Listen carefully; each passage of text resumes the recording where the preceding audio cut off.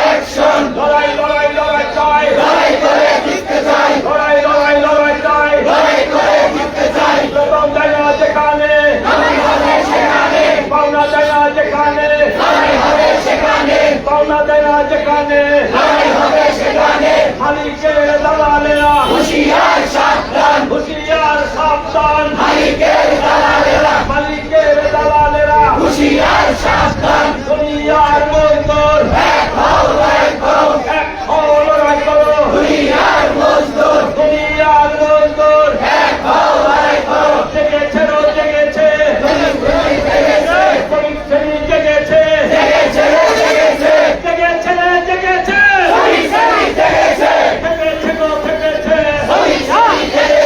লড়াই লড়াই লড়াই চাই, লড়াই লড়াই লড়াই চাই, লড়াই করে জিততে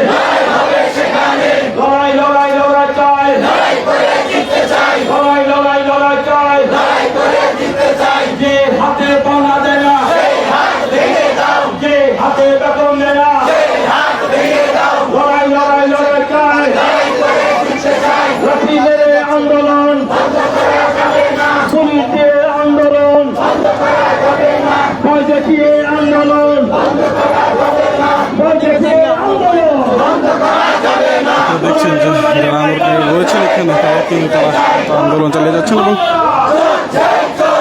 বিভিন্ন স্লোগান দিয়ে কিন্তু শ্রম ভবনের সামনে অবস্থান করছেন তারা এবং পুরো যে শ্রম ভবন সেই শ্রম ভবনের মূল প্রবেশপত্রটি কিন্তু তারা বন্ধ করেছে দীর্ঘদিন যাবত এবং যতক্ষণ পর্যন্ত তারা তারা এই স্থানটিও ছাড়বেন না এমন কিন্তু তারা বলছেন।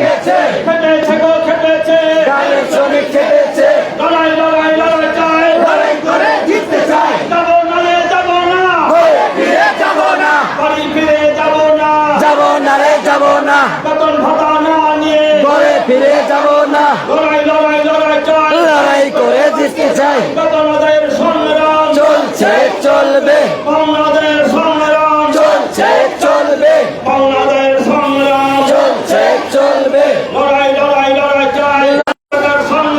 চলছে চলবে শ্রমিকের সংগ্রাম চলছে চলবে গরিবের সংগ্রাম চলছে চলবে দুনিয়ার মধ্যে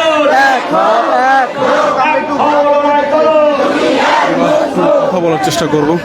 আপনারা কত মাস ধরে বেতন পাচ্ছেন না এবং আপনারা কি কি পদক্ষেপ গ্রহণ করেছেন এবং আপনারা কি আশ্বাস পেয়েছিলেন ঈদের আগে? ধন্যবাদ কালের কণ্ঠকে এবং অন্যান্য যারা মিডিয়া তাদেরকে।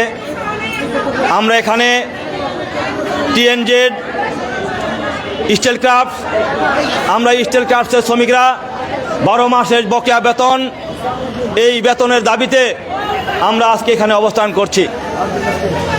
আজকে 8 দিন আমরা এই আন্দোলনে আমরা অত্যন্ত নিয়মতান্ত্রিকভাবে আমার মা এবং বোনেরা এই ক্ষুধার্ত মানুষদের নিয়ে আমাদের সংগঠন বাংলাদেশ গার্মেন্ট ও সুইটার শ্রমিক ট্রেড ইউনিয়ন কেন্দ্রের উদ্যোগে এই আন্দোলন লড়াই আমরা চালিয়ে যাচ্ছি। অত্যন্ত নিয়মতান্ত্রিকভাবে এই লড়াই আমরা চালিয়ে যাচ্ছি। কিন্তু মাননীয় উপদেষ্টা, এখানকার যিনি যারা কর্তা ব্যক্তি, তারা বারবার আমাদেরকে আশ্বাস দিচ্ছে। আমাদের একটা সহযোদ্ধা বন্ধু এখানে জনি এখানে বেতন ভাতা না পেয়ে আমাদের মতো করে আন্দোলন করতে করতে এখানে সে প্রাণ দেয়, কিন্তু আজও পর্যন্ত আমরা আমাদের বেতন পাই নাই। আমরা একটু স্পেসিফিক জানতে চাচ্ছি, এই যে কত মাসের বেতনের জন্য এর আগে আমরা দেখেছি আপনারা আন্দোলন করেছিলেন রোজার আগে, তখন কি আশ্বাস দিয়েছিল? এখন কেন সেই আশ্বাস, আপনার আশ্বাস অনুযায়ী আপনাদের যে মূল্যটা সেটা পেয়েছেন কিনা বা আপনাদের পরবর্তী পদক্ষেপ কি?